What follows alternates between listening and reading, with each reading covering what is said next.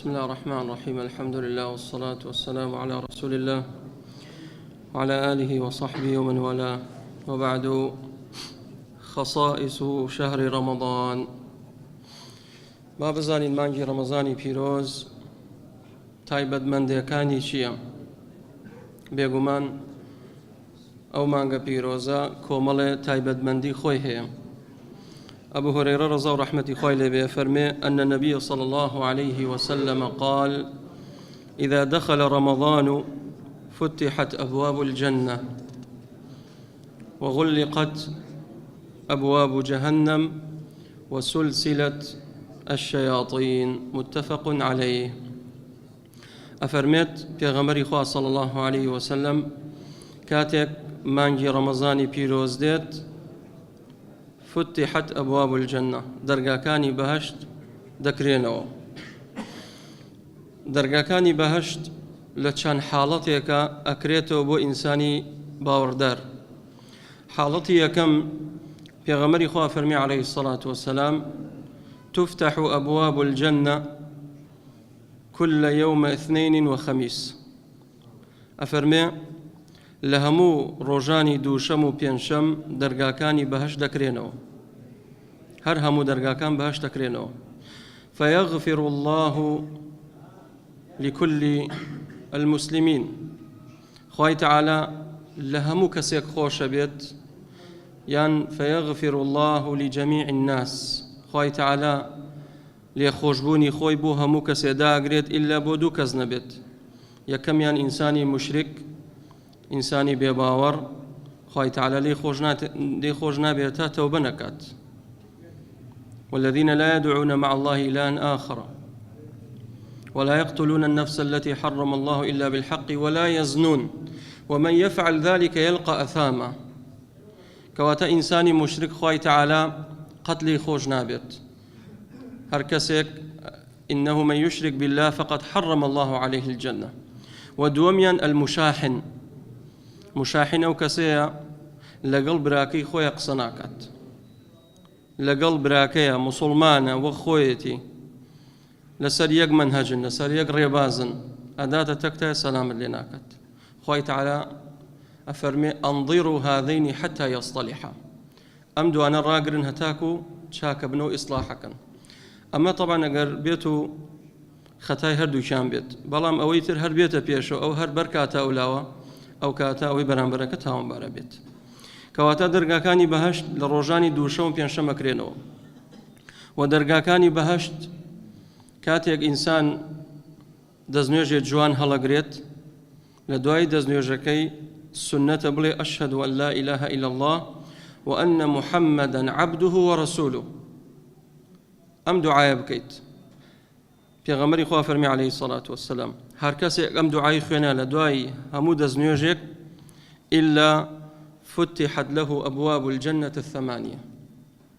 همو هرهش درقاكي بهشتت بودكريتو. وحالتي سيم لمانجي رمضان بيغمري خواه فرمي عليه الصلاة والسلام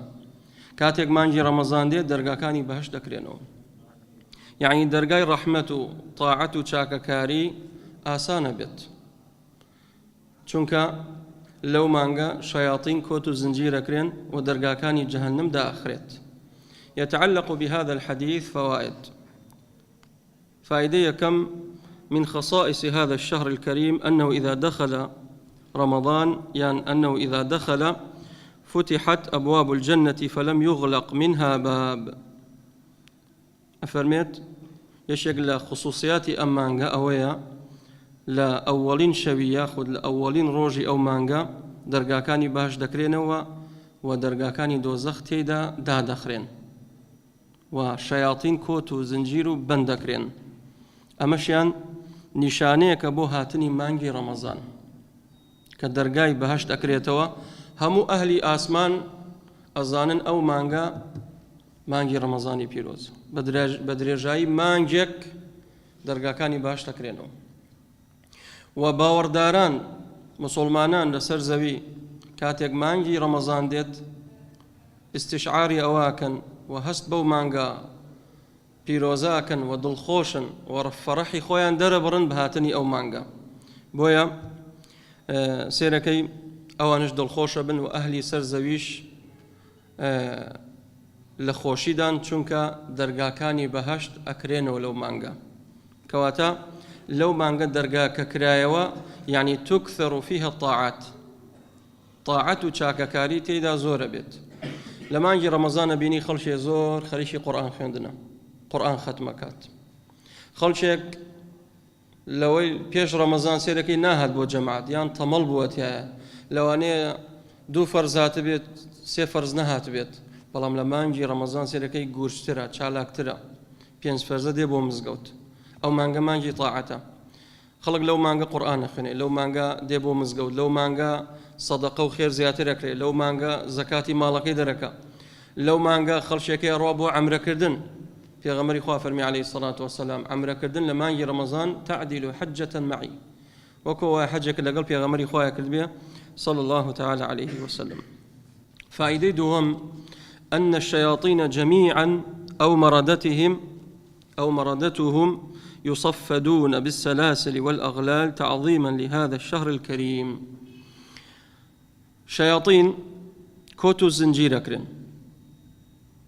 آية همو شياطين كوتو زنجير أكرن نخر مرضى يعني أواني كوا ياخين أواني كزور چالاكن أواني كزور نشاط يعني أواني كوتو زنجير أكرن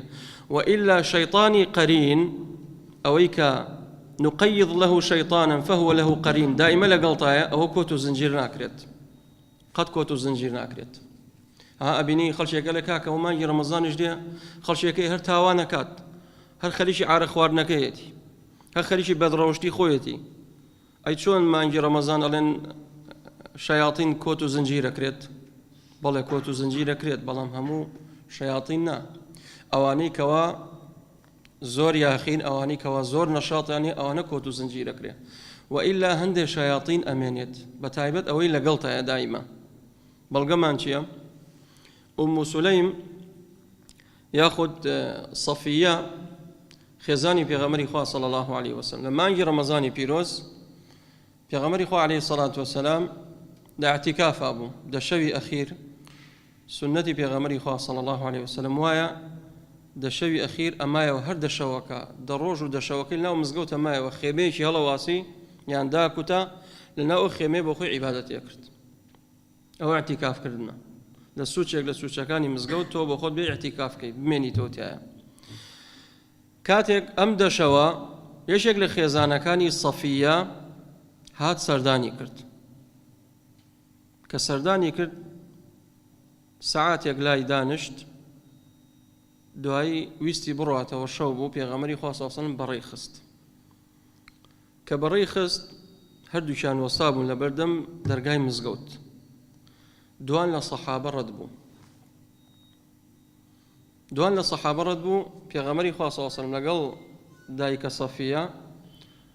لە تاریکایی وەستانە بەڵام ئەزانن پێغەمبەری خوا صلی الله علیه و سلم لەگەڵ ئافرەتێکە بەڵام نازانن ئافرەتە کێیە کاتێک ڕەت بوون تێپەڕ بوون پێغەمبەری خوا صلی الله علیه و سلم فەرمووی قیفا على رسلكما لەسەر خۆتان ڕابوەستن إنها صەفیە ئەوە صەفیەی خێزانمە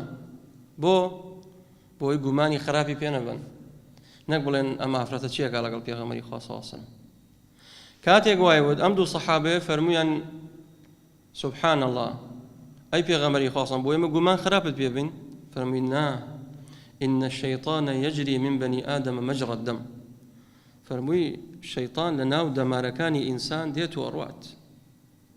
شەیطان نەخەوتووە ئەم حادیثەی لە مانگی ڕەمەزان ڕوویدا پیغمبری خوا صلی الله علیه و سلم فرمووی إن الشيطان يجري من بني آدم مجرى الدم کەواتە ئەو شەیطانی کە قەرینە لەگەڵ ئینسانەیە دایمە وەسوەسە بۆ ئینسانەکە ئەوانە کۆت و زنجیر ناکرن وەروەها هەوا و نەفس و هەوا و ئارەزوەکەت نەفسەکەت ئەوەی کەوە ئەمرت پێکا بە خراپە ئەوەشیان کۆت و زنجیر ناکرێت